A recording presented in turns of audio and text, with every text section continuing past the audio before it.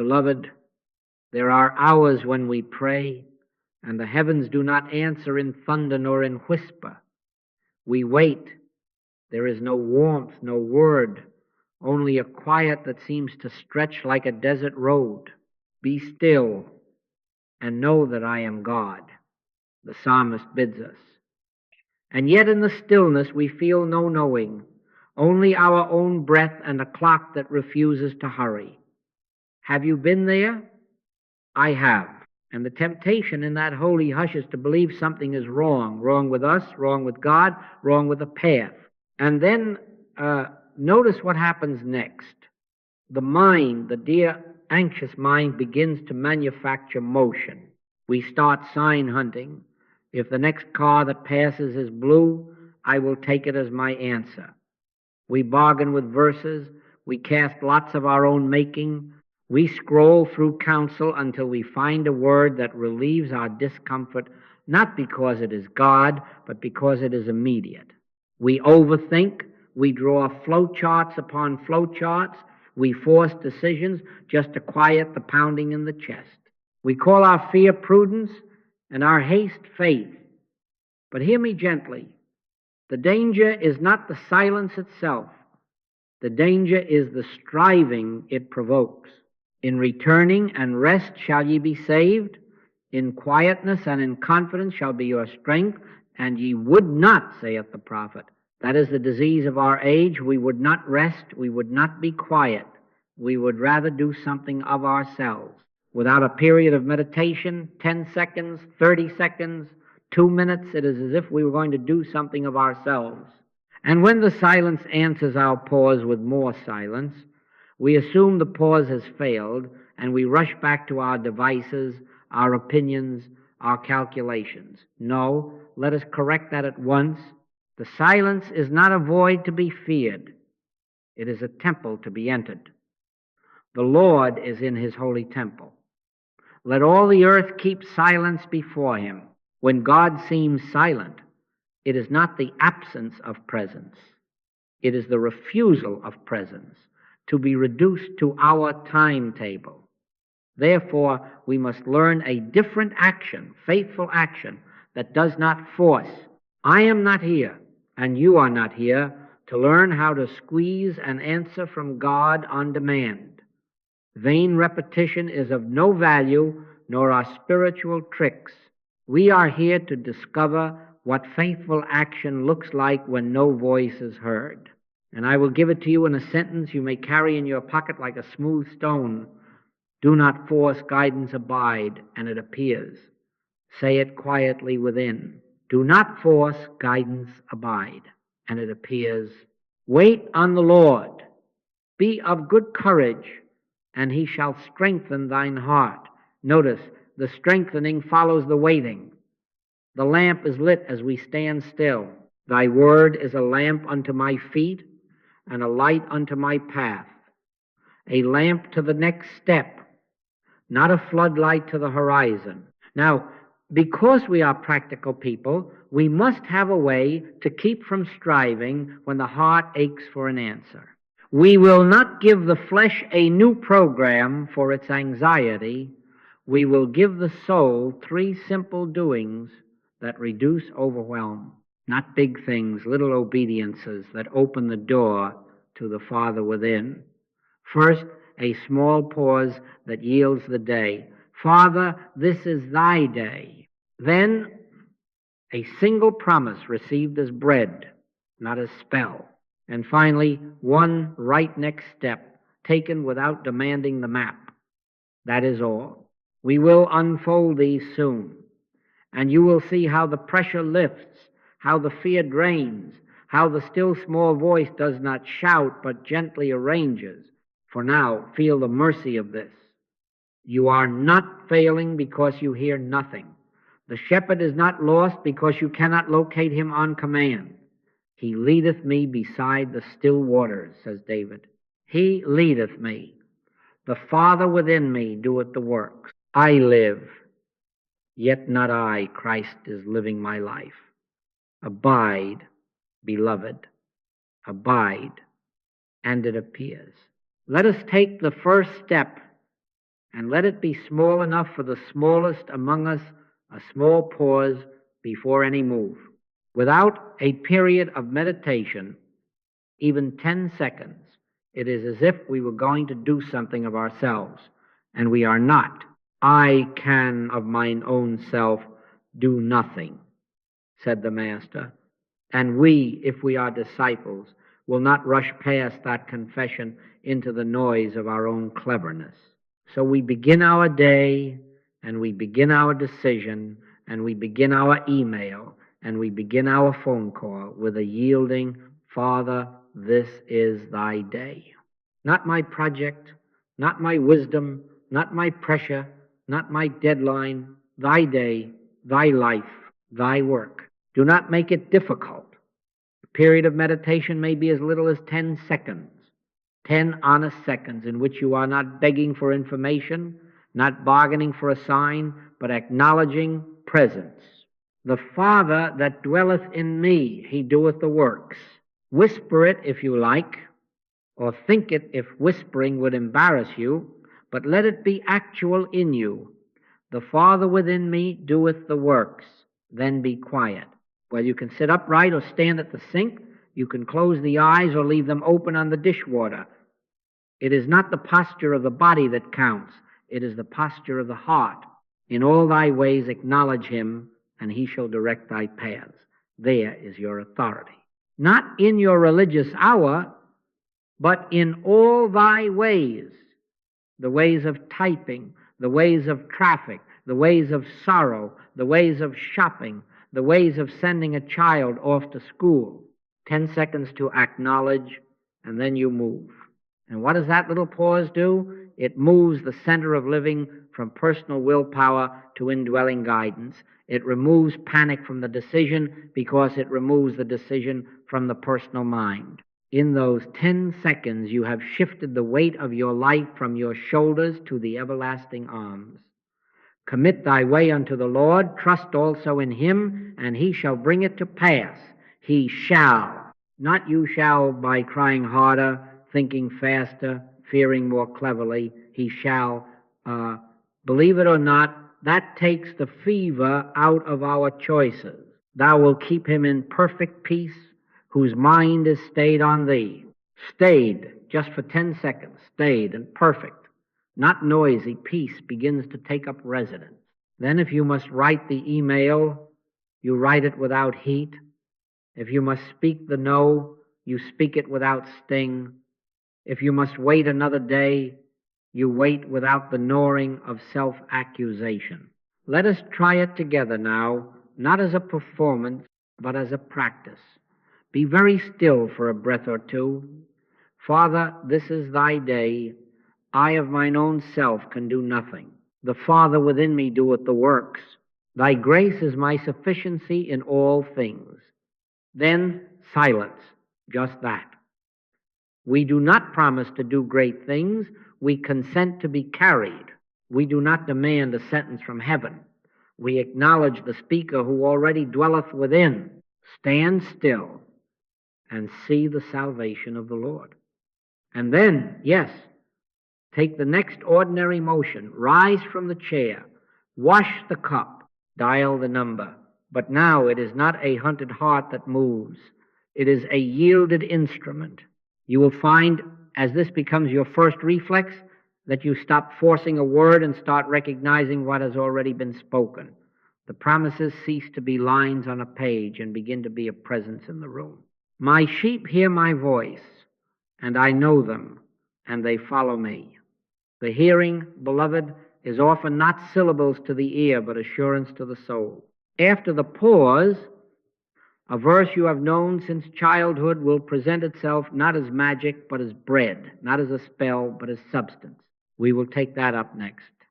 For now, keep the practice small. 2 or 3 such pauses each day, 10 or 20 seconds, whispered or wordless. Make no move without this little acknowledgement. Then you will know by experience that the day is not yours to manage, but his to manifest. And the panic that once hurried you will have no jurisdiction. Now we come to the first doing in earnest. Enter the silence without negotiating with it. Do not try to fix the silence. Let it be what it is for a moment. The bargaining mind will say, if thou wilt speak quickly, I will obey. No, make no bargain. The Father within me doeth the works, whether the surface waters ripple or lie still. Our task is not to drag an answer out of heaven. Our task is to present a listening heart. Truly my soul waiteth upon God, from him cometh my salvation. Waiteth without hurry, without a price tag attached. Let us practice together quietly now. Sit as you are, or stand as you are. Breathe without counting it. Lay down the project. Lay down the person you are worried about. Lay down the fear of missing your chance. Inwardly say, speak, Lord, for thy servant heareth. Say it once. Then do not strain to hear. Do not turn the head of your heart toward the left and the right to see if a word is approaching. Be still. 10 seconds will do. 15 seconds will do. If thoughts come, let them come and pass as clouds. If no thought comes, let no thought come. If a verse drifts in, receive it without clutching. If nothing drifts in, do not call it nothing. Call it holy, because you have yielded. My soul, wait thou only upon God, for my expectation is from him. You may ask, but what if the silence is empty? Beloved, silence is not absence. Often it is merely the shutting of outer doors, so an inner assurance may rise quietly like leaven in the meal. The radio has been on in the house all day. When at last you click it off, the first feeling is strange. It sounds like nothing, but it is not nothing. It is space for a presence that whispereth rather than shouteth, that leadeth rather than driveth. After the fire, a still small voice. The voice is not usually a sentence. It is the removal of strain. It is a sense small at first that you are held, and from that holding, you move lightly. Do not be afraid of mistakes in this. Don't be afraid of failures. None of them are fatal. If you rise from your chair and take an unsure step, the guidance that dwelleth within can correct, redirect, restore without condemnation. A just man falleth 7 times and riseth up again. There is therefore now no condemnation to them which are in Christ Jesus. Think of the child learning to walk. He does not bargain with his legs for perfect steps before he begins. He simply begins, and the very falling teaches the balance. So with you, the fear that you must hear perfectly before you can move is a fear of the personal mind. It is not of God. Be gentle. Begin small. If you err, you are not cast out. You are led back. Now, as you remain in that soft hush, you may notice the mind trying to revive the negotiation. If I had a sign, I would know what to do by noon. Smile at it. Return to the wordless consent. Father, thy will, thy way, thy when. Or simply stay with, speak, Lord, for thy servant heareth. Once is enough. Vain repetition is of no value. Let the prayer be a door, not a hammer. Our aim in this first step is not information, it is habitation. We are consenting to be in the presence without demand. And then what? When at last you open your eyes or lift your hands back to the ordinary task, you will need something steady to abide in, lest the mind snatch you back into hurry. This is where a single promise becomes bread. Not a spell to mutter until you feel powerful, but living assurance to rest your weight upon. Thou wilt keep him in perfect peace, whose mind is stayed on thee. The Lord is my shepherd, I shall not want. One such line, accepted as covenant rather than charm, will anchor you as you go on. We will take that up directly. For now, receive this. The silence becomes bearable, beautiful, even when you stop negotiating for a quick answer and simply abide. Make no move without this little entrance. Then when you do move, you will find that another is living your life. I live. yet not I, Christ, is living my life. And the day will begin to flow from the inside out, without strain, without compulsion, under the gentle government of the Father within. Now take the second doing and take it simply. Choose one promise and receive it as bread, not as a spell. Vain repetition is of no value. We are not rattling charms. We are consenting to covenant. The word is not a wand to wave at circumstance. It is a loaf to be broken and eaten until strength returns to the inward parts. Man shall not live by bread alone, but by every word that proceedeth out of the mouth of God. If you will have it so, that word will become food, it will become rest, it will become guidance by quiet degrees rather than fireworks. Select a short text fit for silence. Thou wilt keep him in perfect peace, whose mind is stayed on thee. Or, my grace is sufficient for thee, for my strength is made perfect in weakness.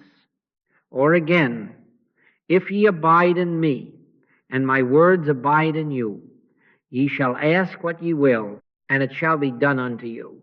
Do not take 10 of them, take one. The sheep do not burden themselves with a library, they follow a voice. Sit with it for 2 or 3 minutes, no more is needed, and do not argue with it. Do not make it prove itself. Do not test it against tomorrow's weather. Take it as you would take bread into a hungry body, slowly, gratefully, without debate. Let the words say themselves within you. And after the second or third reading, stop even that. Hold it in silence until it goes beneath thinking. The mind chews the crust, the heart receives the substance. What are we doing as we do this? We are exchanging the fever of outcomes for the assurance of presence. We are refusing to use Scripture as leverage upon events and consenting to let Scripture locate us in God. The Father within me doeth the works. When the promise has been accepted as promise, when it is trusted rather than tested, it begins to give you an inner confidence that does not depend on the outer picture. You will not feel bigger. You will feel quieter. You will not feel pushed. You will feel held. That is the sign that the Word has descended from lips to life, from page to pulse, and the Word was made flesh and dwelt among us. This is the method by which the printed word becomes the living word. Make it practical. Touch your one promise 2 or 3 times a day, 2 minutes or 5 minutes before the call, before the meeting, before the decision, before the difficult conversation. You need not close the door if you cannot. You can stay your mind on him at the kitchen sink, at the curb, in the elevator. In all thy ways acknowledge him, and he shall direct thy paths. If you are about to answer an email that makes the chest grow tight, pause. Thou wilt keep him in perfect peace, whose mind is stayed on thee. Stay there, not to control the colleague or the outcome, but to be stayed. Then send the note in the peace you have, not in the pressure you fear. Or if you must face a need that seems larger than your purse, do not cast the promise at the bill as if it were a stone for Goliath. Rest in my grace is sufficient for thee. Sufficient. Right here, right now, you are not summoning supply from without. You are consenting to the grace that already is your sufficiency. From that grace, the next right move will appear. You will notice, as this becomes your habit, that the promise does something to your asking. If ye abide in me, and my words abide in you, ye shall ask what ye will. The abiding precedes the asking. The word reshapes the will until asking and will are one with his. Then asking is no longer grasping, it is agreement. It carries no strain, no bargain, no haste. Believe it or not, that is guidance beginning to be born in you. The noise subsides, the compulsion to fix fades, and in its place there rises a simple, unforced impulse. You will recognize it soon, that says, this is the way, walk ye in it. We will speak of that discernment directly. For now, keep to the small thing. One promise, received as bread, touched faithfully 2 or 3 times a day. Abide there until the words become assurance. When you move from that assurance, you will find that you are not performing religion.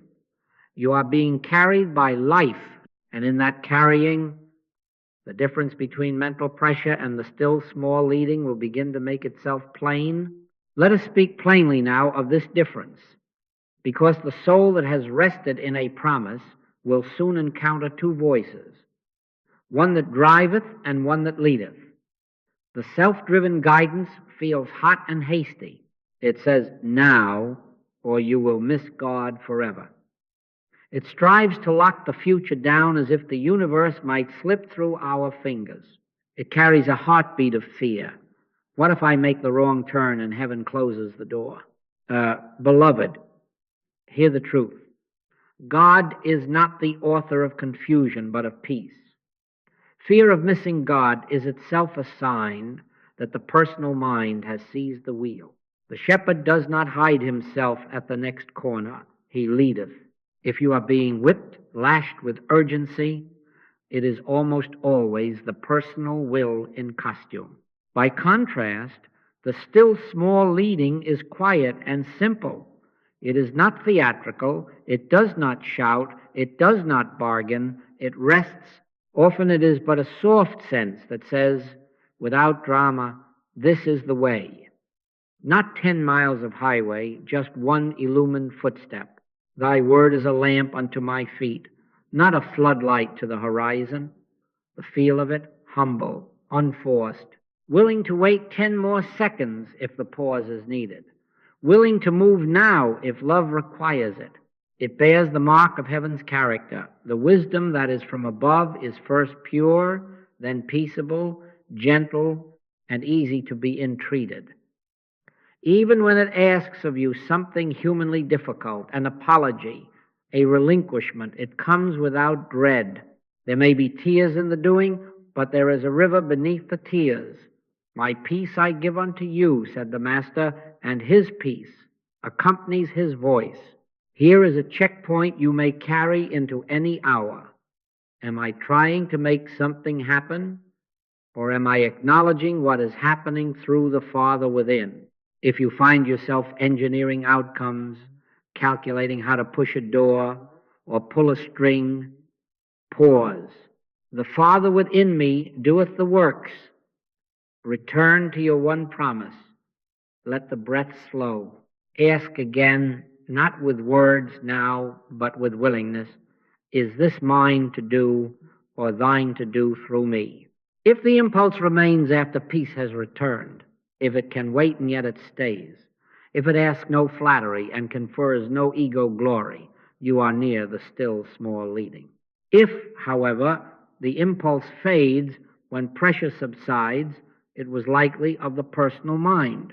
Do not require the whole plan before you begin. Guidance is frequently progressive, step by step, day by day. Give us this day our daily bread, not our yearly storage. The manna fell morning by morning. Those who hoarded it found it spoiled. So with leading, you may receive light enough to call one person, or to wait an afternoon, or to place one small boundary in an email. Take that and take it peacefully. Tomorrow's light will be tomorrow's gift. In quietness and in confidence shall be your strength. The map is Christ himself within you. The road appears as you walk. Let me give you a little witness from the ordinary. You feel pressed to answer a message. At once hot words are ready. You pause. Father, this is thy day. You rest a minute in. Thou wilt keep him in perfect peace, whose mind is stayed on thee. In that rest the compulsion cools. The brilliant retort no longer tastes sweet. Then, quietly, there comes a milder sentence or even a sense to wait till morning. That is how the leading often arrives, small, sane, clean. Or another day, you feel drawn to call a certain friend. No fireworks, no flattery, simply a steady nudge that remains after you've prayed. You call, And on the other end, they say, I was just asking the Lord for help. The miracle is not in the sensation you felt. It is in the fruit that follows. By their fruits ye shall know them. And, beloved, do not imagine that discernment is an end in itself. Discernment without embodiment becomes mysticism for collectors of sensations. The Spirit does not guide us to admire guidance. The Spirit guides us to obey. Therefore, the test of the still small leading is this: can it be expressed in one simple, concrete, ungilded act? If it is of God, it will translate into a step your feet can take, a word your tongue can speak, a silence your day can hold. You will not be forced. You will be willing. You will not demand the blueprint. You will consent to the footprint. We will take that up next. The third step, one obedient next thing, done in peace, and the way will open as you go. My sheep hear my voice, and I know them, and they follow me. Follow one step, then another, under the government of the Father within. And now, beloved, take the third doing, and let it be as plain as bread upon the table. Do the next right thing without demanding the whole plan. If no big answer has come, if no angel has knocked upon your door at midnight, you are not to force a decision to quiet your nerves. You are to take one obedient, reasonable step you can do in integrity today. Thy word is a lamp unto my feet and a light unto my path. A lamp for feet, not for the horizon. Feet need only the next yard of road. So, after the pause, after the one promise has settled the heart, we say within, Father, I go where thou sendest, I speak what thou givest, the Father within me doeth the works. And then we take the step. What might that step be? Often it is embarrassingly ordinary. Make the call. You have delayed not a manifesto, just a call. Forgive in one specific relationship, say the small true sentence you owe, or hold your tongue in peace if that is love's order. Keep the appointment you have already promised. Pay the bill you can pay today. Apply for the job you can see, not the 10 you cannot see. Rest when you are exhausted. Yes, rest is sometimes the next right obedience. Speak truth kindly in one conversation, or write one clear, unheeded email. Sweep the kitchen floor if neglect has shouted at you. Open the window and let air in. Take the walk around the block and pray for the neighbors as you go. Give us this day our daily bread. Daily bread, daily step. This is not impulsive action. It is action softened by yielding. The guardrail is always the same. Begin with a pause. Stay a moment in your one promise until pressure drains and peace returns. Then move from that peace. If there is no peace, wait. If the sense is quiet and can wait, and yet it remains, proceed. Do not require fireworks to dignify obedience. Heaven's government is gentle. The wisdom that is from above is first pure, then peaceable, gentle, and easy to be entreated. You will find that when you act from peace, even a hard duty loses its sting. You are not pushing an outcome. You are consenting to be carried. I live, yet not I. Christ is living my life. And do not be afraid of mistakes. Don't be afraid of failures. None of them are fatal. If the step proves to have been yours rather than his, it is only wrong for a day, and even that day is gathered into mercy. A just man falleth 7 times and riseth up again. There is therefore now no condemnation to them which are in Christ Jesus. Here also the psalmist, the steps of a good man are ordered by the Lord. Though he fall, he shall not be utterly cast down, for the Lord upholdeth him with his hand. Correction is part of being led. The shepherd is not anxious about your learning to follow. He accounts for your swerves and keeps you in the way. What have you in the house today? Not the whole blueprint, only a footprint. Break and divide what love has already placed within reach. Call the person. Keep the promise. Pay what you can. Apply for one post. Lay the body down for an honest hour of rest. Write the apology. Bless the adversary in prayer. These are not small when done under the government of peace. They are sacraments of trust. As you move in this way, you will notice a strange ease. Something in you stops demanding proof in advance because you begin to remember by living memory how guidance has come before. Hitherto hath the Lord helped us. Testimony strengthens obedience, and obedience multiplies testimony. So let it be now. Pause. Father, this is thy day.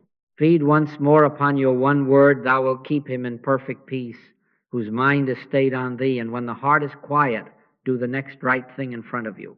Not as force, not as bargain, but as consent. My peace I give unto you, saith the Master. Walk in it. Take the step that can be taken, and the next yard of road will appear beneath your feet. My sheep hear my voice, and I know them, and they follow me. Follow one step, then another, and you will find that the way opens as you go. Let me witness to you a pattern that, if you will see it, will remove much fear from your pathway. Guidance appears most often after you have yielded, not before. We wish for a map. Heaven gives a hand. We wish for a contract. The Spirit gives a quiet yes after we have said within, Father, thy will, thy way, thy when. And then, almost shyly, the door that was invisible a moment ago stands open as if it had always been there. Be still and know that I am God. In the stillness, the knowing appears. Again and again this has proved itself. I have gone into a lecture with diligent notes and fine sentences arranged, and have been met, as I place the notes upon the table, by that soft inward authority that says, put them away. And I have had to say, Father, this is thy lecture. They have not come to hear me, but to hear thee. Believe it or not, the very moment of relinquishment has been the moment of inflow. A single line arrives, no trumpet, no thunder, only speak of, I am the vine, ye are the branches. And from that simple sentence, life begins to move. Afterwards, a student will say, that one word answered what I had asked the Lord last night. Friends, there was no genius in the speaker. The Father that dwelleth in me, he doeth the works. Another time, tickets in my pocket, calendar set, reason and counsel all agreeing. I paused, only that little pause we have been practicing, and the inner word said, wait one day. It contradicted the plan, but carried no drama, no fear, only a calm wait. I waited. In that day, a letter reached me that required a changed city and a changed date. Had I gone on my schedule, I would have been one day late for the soul whose cry was to be met. Who knew? Not the planner. The shepherd knew. Trust in the Lord with all thine heart, and lean not unto thine own understanding. Lean not, yield, then light enough for the next 24 hours is given. And often you will say after, not before, hitherto hath the Lord helped us. Do not imagine this occurs only in pulpits or travel. The ordinary is the altar. A mother, weary and afraid, thought to confront her child that evening and lay down a law. She paused. Father, this is thy day. She fed a moment on, thou wilt keep him in perfect peace, whose mind is stayed on thee. In the quiet, a different nudge came. Bake the bread and listen. No speech, only warmth and listening. The boy spoke first, soft with his own fear. The law was not needed. The yoke was easy because another had taken the government. Guidance appeared after surrender, and obedience felt so ordinary she nearly missed calling it a miracle. Notice the character of that inner voice when it comes. It often crosses the grain of our arranging, wait when you wanted to run, speak when you wish to hide, give when you plan to keep. Yet it carries a calm authority that does not debate.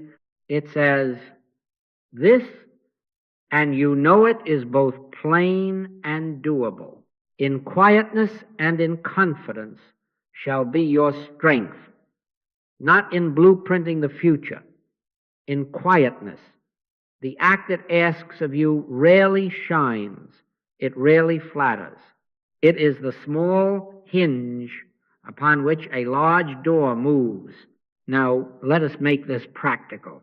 Take 10 seconds where you are and remember one instance, only one, when, after you had yielded, after you had said, Father, this is thy day, a provision or correction met you. Perhaps it was a bill paid by a way you could not have contrived, or a wrong turn halted by a gentle check within, or a conversation softened by a sentence you had not prepared.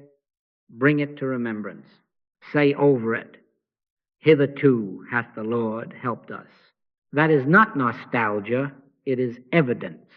The presence that acted then is the same presence at work now. Jesus Christ the same yesterday and today and forever. Let yesterday's manna become today's confidence, not hoarded, but trusted afresh. And hear this with me in humility. We are instruments, not originators. If anything of value has come through you, it has not been your brilliance, it has been your yielding. I live, yet not I, but Christ liveth in me. Therefore make much of the pause and little of yourself. Make much of the promise and little of the performance. As you do, you will find that the silent hours cease to be deserts, to be crossed in haste, and become fields in which the quiet seeds of direction sprout without your watching. Then the life turns, almost without your noticing, from getting to giving. For when you yield, you remember that supply is not somewhere in the distance waiting to drop. It is within, waiting to flow. Give, and it shall be given unto you. What have you in the house? Not anxiety to gather, but love to pour. Not arguments to win, but truth to share. Nothing must come to you. Everything must flow out from you. And as it flows, vision clears. In a moment we will concern ourselves with that flow-out principle, for in the season of silence it becomes the very way in which light returns to the path. For now, let the witness stand. Guidance is known by its fruit, and its fruit ripens after surrender. Stand still and see. Then step, and you will find that the way had been prepared before you asked. Now mark this gentle reversal, for it transforms the silent hour. When heaven seems still, the human impulse reaches outward. Give me a sign, give me a word, give me a plan. But the Christ life within does not live by grasping, it lives by giving. He that believeth on me, as the Scripture hath said, out of his belly shall flow rivers of living water. Rivers do not clutch at their banks, they pour. Silence is not answered by grabbing at the sky. It is answered by consenting to let the inward river flow through you. Nothing must come to me, everything must flow out from me. What have you in the house? That is the question the Spirit asks when your cupboard looks bare. And you answer, perhaps only a handful of kindness, or only 10 minutes of quiet, or only a word of truth spoken softly, or only a prayer.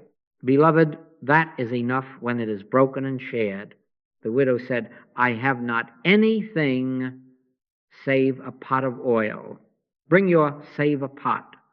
A listening ear, a simple meal, a calm reply where the world expects heat, a small forgiveness for a large slight, an anonymous gift, a blessing sent toward the one who has opposed you. Break and divide. Freely ye have received, freely give. Make it concrete and do not make it a bargain. Choose one daily act of flow out, and choose it in secret if you can. Let not thy left hand know what thy right hand doeth.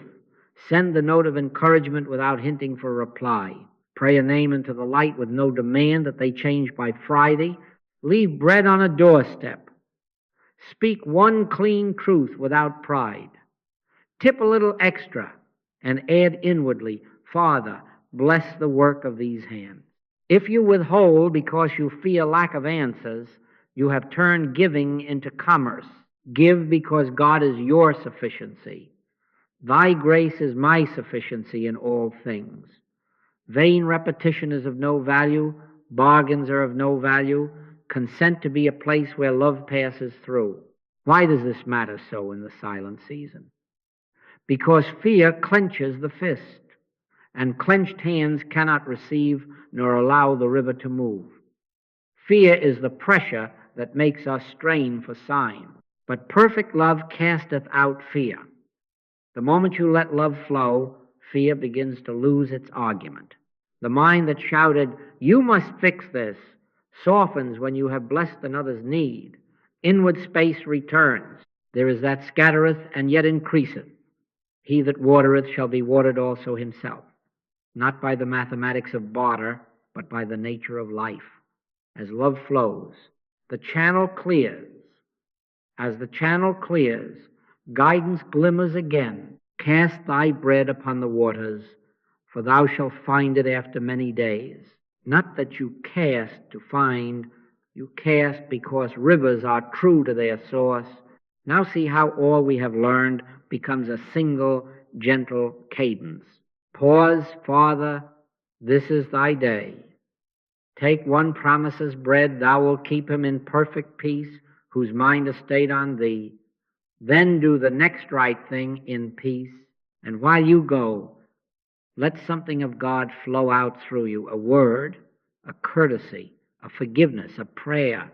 Repeat this not superstitiously, not as if ticking boxes could summon heaven, but faithfully, because abiding loves its little rhythms. 2 or 3 times in a day, return to the pause, feed again upon the promise, take the step that is at hand, let the river pass through. You are not managing outcomes, you are agreeing with your source. The Father within me doeth the works. I live, yet not I. Christ is living my life. Try it even now in a small way. Call to mind one person who will cross your path today and quietly send them the blessing. Peace be unto thee. Do it without fanfare. You have just answered the silence, not with grasping, but with giving. And as this becomes your manner, you will discover that clarity is less a bolt from without and more a spring from within. Nothing must come to you. Everything must flow out from you.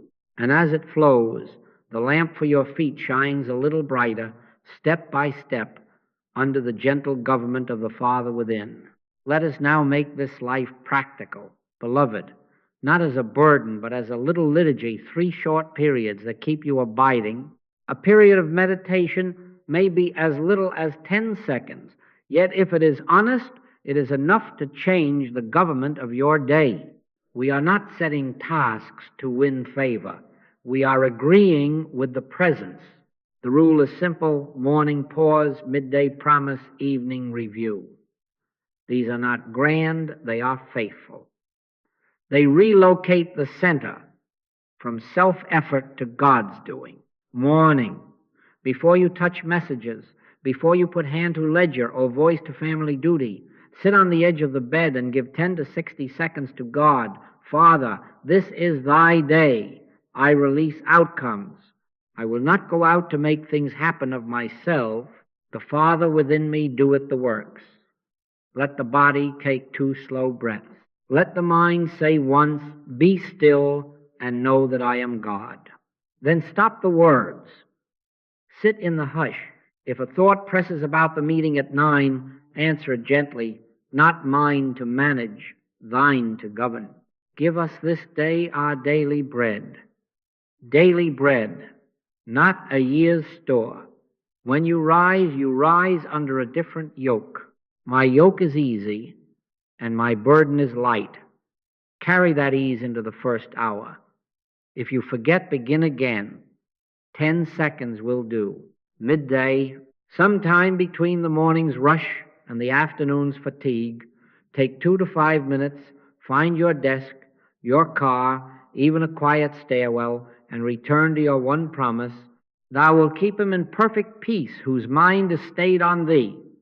Or, my grace is sufficient for thee, for my strength is made perfect in weakness. Read it once or twice, softly within. Vain repetition is of no value. Argument is of no value. Receive it as bread. Stay with it until the pressure lessens and a small assurance rises. You are not making the promise true. You are letting it be true in you. In quietness and in confidence shall be your strength. If the mind shouts, let it shout past like traffic. You are in the house with the door gently closed. If the hour is chaotic, cut it to 60 seconds, but do not skip it. That 60 seconds keeps the inner government intact. Evening, before sleep, 2 to 5 minutes more. Not a tribunal, a mercy seat. Ask simply, where today did I force and where did I yield? Note one place of pushing. Confess it without drama. Note one place of surrender. Give thanks for the fruit you saw or the peace you felt. By their fruits ye shall know them. If the day holds unfinished matters, do not cradle them in worry, casting all your care upon him, for he careth for you. Say it aloud if you must. Father, into thy hands I commit these hours. He giveth his beloved sleep. Sleep, then, not as an escape, but as an act of faith that the shepherd keeps watch when you do not. Now, what of obstacles? What when the mind will not quiet? Do not wrestle it to the floor. Shorten the pause. Say once, Father, this is thy day. Place a hand over the heart and give him 10 seconds of honest stillness.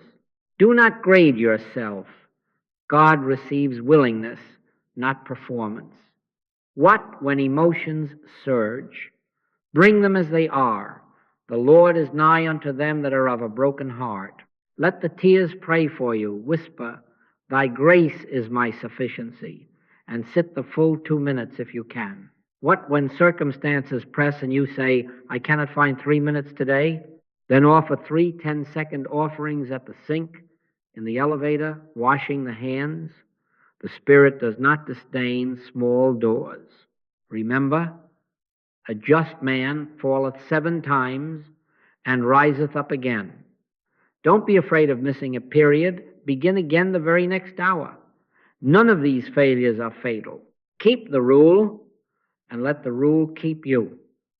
Morning, acknowledge the presence before you act. Midday, feed on a single promise till it becomes assurance. Evening, review without condemnation. Give thanks and lay it all down. These are not works to impress heaven. They are ways of consenting to heaven's government. You will discover almost without noticing that decisions come easier, speech is cleaner, rest is truer. Thy grace is my sufficiency in all things. The Father within me doeth the works. Set your heart tonight. Tomorrow, 3 small pauses. Choose your promise before sleep. And as you keep this little liturgy, you will find that abiding is not a mood but a manner of life, and the next right step appears under your feet in peace. Beloved, let us not pretend that the mind will always whisper and the heart will always float. There will be hours when the mind shouts as if through a loudspeaker, and the heart breaks as if it could not hold one more drop. Grief will sit at the table. Confusion will fog the windows. Pressure will knock at the door with bills and deadlines and names you cannot fix by Tuesday. I will not tell you that the silence of God means the absence of pain. No, the silence sometimes coincides with tears. The Lord is nigh unto them that are of a broken heart, and saveth such as be of a contrite spirit.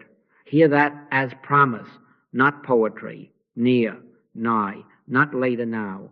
When the mind shouts, do not shout back. When the heart breaks, do not scold it for weeping. If you cannot meditate, do not condemn yourself. Shorten the pause, make it a sigh. Likewise, the Spirit also helpeth our infirmities. The Spirit itself maketh intercession for us with groanings which cannot be uttered. A groan can be prayer. A tear can be prayer. Put your hand over the heart and say once, softly, Father, this is thy day. Then be still for 10 seconds. 10 seconds is not a failure. A bruised reed shall he not break, and the smoking flax shall he not quench. He knoweth our frame, he remembereth that we are dust. Give him the dust, and the breath will come. And you, dear one, are not the sum of your anxiety, nor the measure of your last failed attempt to be quiet. Identity is not graded by yesterday's nerves. I live, yet not I, but Christ liveth in me. Say it when the room spins. Say it when the accusation rises that you should be farther along. I live, yet not I. The Father within me doeth the work. If all you can manage is that one confession, you have done enough for this minute. The shepherd finds his sheep while they tremble. He does not wait for them to stop shaking before he lifts them to his shoulders. Now, persistence without drama. There are no easy paths here. It will be the degree of your devotion to the little rule, not the intensity of your emotion, that keeps you. Do not measure your faith by your feelings. Measure by your returns. If you miss the morning pause, take the midday. If you miss the midday, take the evening. If you miss the evening, take 10 seconds on the way to the sink. Begin again the very next hour. Don't be afraid of mistakes and don't be afraid of failures. None of them are fatal. Weeping may endure for a night, but joy cometh in the morning. Morning is not just a clock time. It is the moment you turn and say, Father, I am home. Each return is morning. There will be days when the promise feels like a stone in the mouth. Do not spit it out. Hold it quietly until it softens into bread. Thou wilt keep him in perfect peace, whose mind is stayed on thee. Stay a moment, even if the moment has static in it. Vain repetition is of no value. Bargaining is of no value, but fidelity is of great value. Hold the promise as assurance, not as a spell, and let the pressure drain until a small yes is audible beneath the noise. And then, even in tears, take one obedient step, only one. Do not demand the whole plan to dignify the step. The lamp is for your feet. Wash the dish. Send the kind sentence. Make the call without heat. Eat the simple food and rest an hour. Bless the adversary by name and release the complaint to God. Let love flow out where fear told you to clench. As you move this way in the midst of turmoil, you will discover that the practice is not invalidated by the storm. It was designed for the storm. In quietness and in confidence shall be your strength, not because there is no wind, but because another holds the helm. Let us gather it now into one cadence and do it where we are. Pause only these few breaths and say within, Father, this is thy day. Take one promise as bread, choose even now, my grace is sufficient for thee, or thou wilt keep him in perfect peace. Receive it not to perform, but to be kept. Then ask without strain, what is the next right thing I can do in peace? Consent to it. If nothing must be done outwardly, then let something flow outward, inwardly. Bless a name, forgive a debt, send peace into a room. This is the way. This is the way when the mind shouts. This is the way when the heart breaks. Small returns made often under the government of the Father within. I live, yet not I. Christ is living my life. And as you abide here, the next plain step will appear under your feet. Beloved, let us gather the thread into one cord and bind it upon the heart. The way has been plain. First, enter the silence without forcing an answer. Second, take one promise as living bread, not as a spell. Third, do the next right thing in peace without demanding the plan. That is the cadence. That is the yoke that is easy. Abide, and it appears. Not by clamor, not by bargaining, but by yielding to the indwelling Christ, who is both wisdom and way. Be still and know that I am God. In the stillness, the knowing comes. So we close, as we have lived together in these hours, with a little prayer that sets the government aright. Bow the inner head now and say within me, and say it truly, Father, I can of mine own self do nothing. The Father within me doeth the works. My grace is sufficient for thee. Thy word is a lamp unto my feet. Show me the next step, and I will do it. And now let words stop for a few breaths. Simply let the hush do its work. If a thought presses, lay it down gently as one lays a coat upon a chair. In quietness and in confidence shall be your strength. Let the confidence be his, not yours. I live, yet not I, but Christ liveth in me. Now hear the commission, plain and small enough to begin before the sun sets. Choose one promise for the week, only one, and make it your bread. Perhaps thou wilt keep him in perfect peace, whose mind is stayed on thee. Or, my grace is sufficient for thee. Or, fear thou not, for I am with thee. Or, my peace I give unto you. Write it where your eyes will find it, on a card, on the mirror, in your pocket. Not to chant it vainly, but to receive it whenever pressure rises, to let it become assurance in you. Set 3 short pauses into your day, morning, midday, evening. 10 seconds if that is all you have, 5 minutes if grace allows. In each, acknowledge, Father, this is thy day. Without thee I do nothing. The Father within me doeth the works. Read your one promise softly, once or twice, then sit a few breaths in quiet. That is all. Heaven asks for willingness, not performance. Keep the little rule, and the little rule will keep you. Then, before 24 hours pass, write one next obedient action and do it in peace. One, not the whole campaign.